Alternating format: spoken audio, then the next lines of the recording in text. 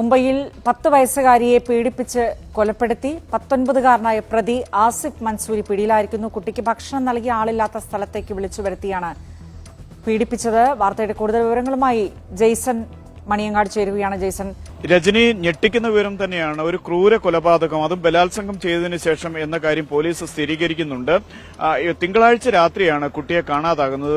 വൈകിട്ടോടുകൂടി പുറത്തേക്ക് കളിക്കാൻ പോയ കുട്ടിയെ പിന്നീട് കാണുന്നില്ല. അമ്മ വീട്ടിലില്ലായിരുന്നു. അമ്മ കുട്ടി പുറത്ത് കളിക്കാൻ പോയപ്പോൾ അമ്മ ജോലിക്കായി പോയതായിരുന്നു. തിരികെ വന്നപ്പോഴാണ് കുട്ടിയെ കാണാനില്ല എന്നുള്ള കാര്യം അറിയുന്നത്. തുടർന്ന് അവിടെയുള്ള ഹൌസിംഗ് സൊസൈറ്റിയുടെ നേതൃത്വത്തിൽ ആദ്യം തിരച്ചിൽ നടത്തി.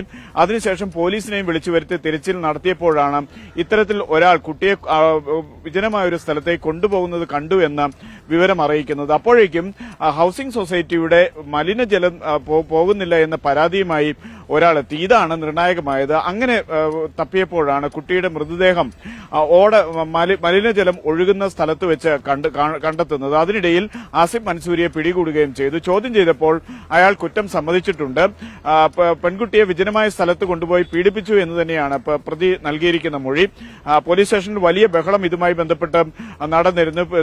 പ്രതിയെ തിരികെ ജനങ്ങൾക്ക് വിട്ടുകൊടുക്കണമെന്ന ആവശ്യവുമായി ഹൌസിംഗ് സൊസൈറ്റിയുടെ നേതൃത്വത്തിൽ വലിയ ആൾക്കൂട്ടമൊക്കെ ഇന്നലെ രാത്രി ഉണ്ടാകുന്ന ഒരു സാഹചര്യമുണ്ടായി. ഏതായാലും പോലീസ് ഇപ്പോൾ പോസ്റ്റ്മോർട്ടം റിപ്പോർട്ട് കാത്തിരിക്കുകയാണ്. റിപ്പോർട്ട് കിട്ടിയതിനു ശേഷം ഉടൻ തന്നെ കോടതിയിൽ ഹാജരാക്കും എന്ന് തന്നെയാണ് പോലീസ് നൽകുന്ന വിവരം.